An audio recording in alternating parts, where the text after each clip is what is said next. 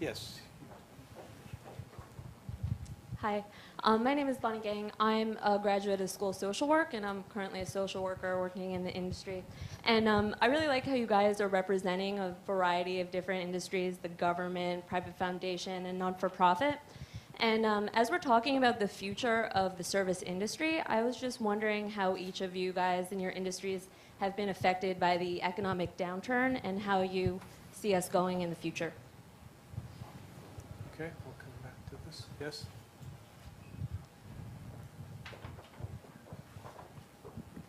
I'm Junior Basil, and I'm a physician from Haiti, and I'm on board now with Village Health Works, and I'm about to head to Kigutu tomorrow. And my question is regarding the we generation, because we can say that 50 years ago, for example, there was basically more individualistic I would say world, a community where people were basically taking care of themselves. Now, after, 50 years after, we realize that there are more and more organizations, more and more international organizations working in many different countries, but still, the situation in many countries are degrading, are getting worse.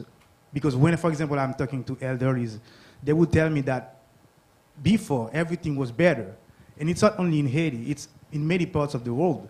If you talk to people from Burundi or from Rwanda, they would tell you, even if there were genocidal stuff, but they think that before, the things they were better. So what do you think that should be done in order that we can, with so many people getting involved, but we can have results that are significant in terms of changing people's life and, in terms of service so that everybody can live, appropriately, a better life.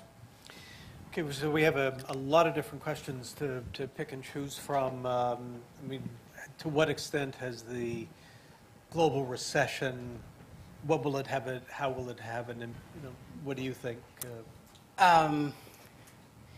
Or anything else you want to talk about? No. I'm trying to figure out where to begin because when I'm in Africa, in Burundi particularly,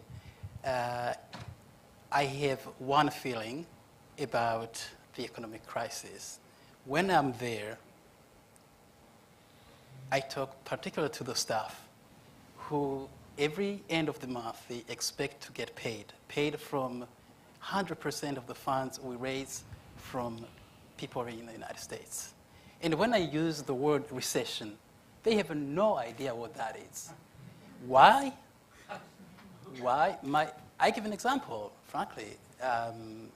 My parents were born in recession. I was born in the same recession. And how do I actually understand as a native of Burundi growing up with everyone around, no shoes, which I didn't even know that it existed. All I cared about was, I'm hungry, so I'm in pain. And what I need is what? Food. And where do I get food? Well, everyone around who has something to eat because that person is hungry. It's raining in Burundi. It rains from September to May. And almost every single person in the rural area, which is where one of the areas where I was born, the roof is leaking. I would worry every night, how do I escape this leak coming from the roof? And every time it's raining. So these are, when I get sick, where do I get medicine if I have no access to care? These were the most three basic things that I cared about. And my parents raised me to know that I was actually not poor until when I saw sometime in my life someone driving a car. What is that? Even when I came in '94 to the United States, this wonderful country which gave me all the opportunity to be standing here, not to mention Columbia University, and I saw this stretch limousine from the airport. What is that? I had never seen a train, and I thought that this was a train. And when you are around here, so you are coming from Burundi, so you go to a subway, and they tell you, well, nowadays, actually when I was there, a token was $1. And you think about how many people actually in Burundi, in their life, if they are lucky to die at the age of 60, get the chance to have $1? As opposed to here, of course, life is, you can't compare misery. Life is what it is. You can move around without a token, without, you know. So when I'm here, I think about what is recession. Well, with the work we are doing, Village Health Works, we depend on not just actually funds, because quite often people confuse a lot of things. I think part of the problems in the world are, you know, is really based due to the lack of understanding. In Burundi, if you sit down with a child and you shake a hand and you smile, that is not something to be taken for granted. So it's really complicated. So we talk to people, for example, around here, and it's been very, very hard for us, really, to get things done. And that's why one of the reasons why we have been relying on volunteers. And I don't know, recession is, in my opinion, in a few words, is what? It creates hardship, but does it really destroy compassion? I don't think so. People remain who they are, and they learn to get together. And it's not on a place like Burundi or I mean, we are here. We have a lot of problems. We have, someone mentioned about Katrina, which is interesting. We have an executive director of Village Health Works, Sarah Broom. Could you please stand up? I hope I'm not cutting too close to the bone. She's one of 12 children in her family, and all the family members displaced by Katrina, even today. So that was in 2004, right? Was it, you know, what is it for her family? And you know, when I talk to her and other people, say, would you mind go to Burundi? You know, there's this project going on.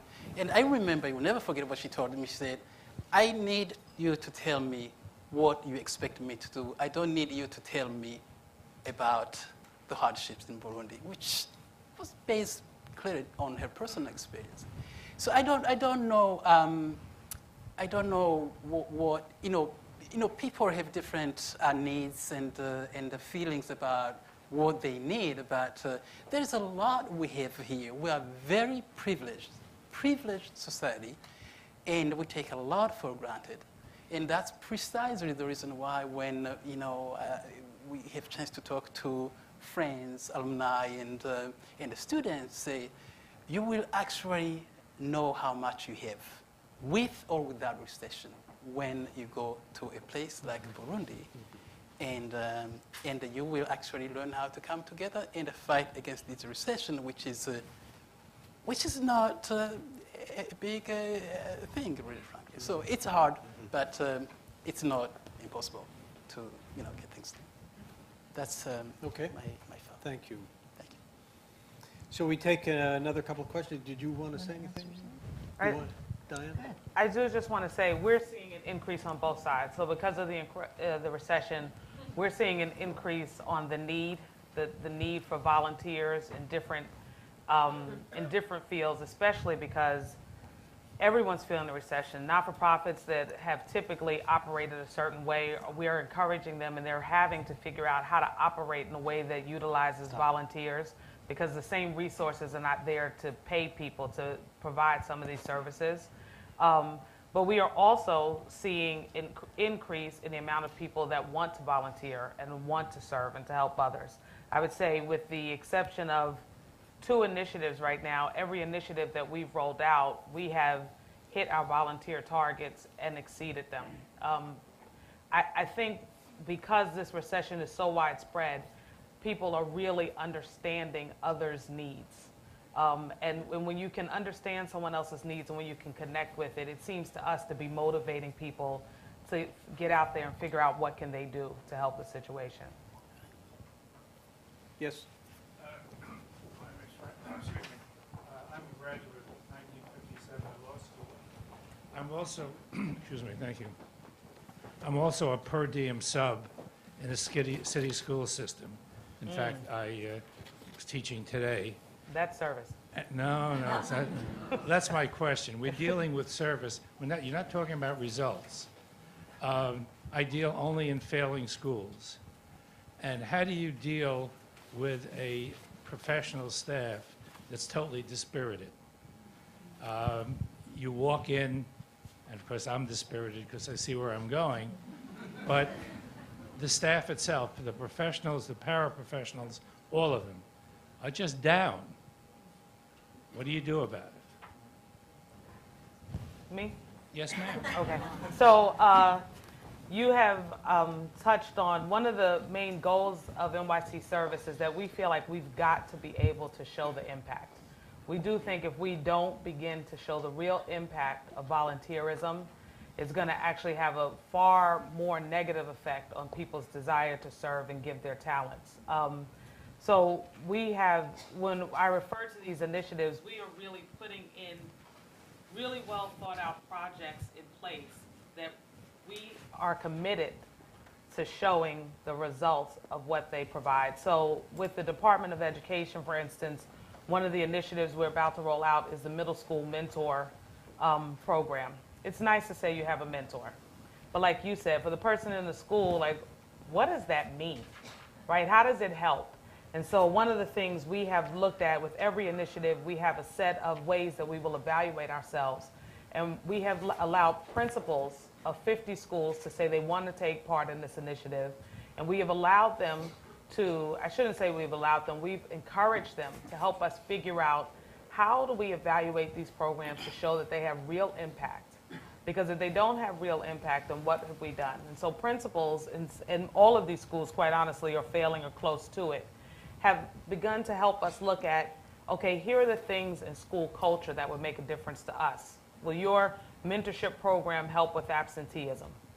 Here's another thing in school culture that will make a difference to us. Will your mentorship program, it will be successful to us if we have volunteers who come in consistently and we're able to take the children that are having the greatest disciplinary problems and we're really able to make some movement with them. One principal has actually went on the other end. And she said, because my school is so challenging, I actually want a mentorship program that shows me that this group of 25 students in this school that I feel are being underserved because they actually are academically more talented than my staff can even take the energy and the time to address. Will you show me that we're moving them closer to being college ready? So we think I think NYC Service is working on the premise that we are setting up these select initiatives with real impacts that we'll be able to go back and look at so that we can use them not only to make a difference, but to motivate people to figure out how you can use volunteerism. Let me ask a question that I think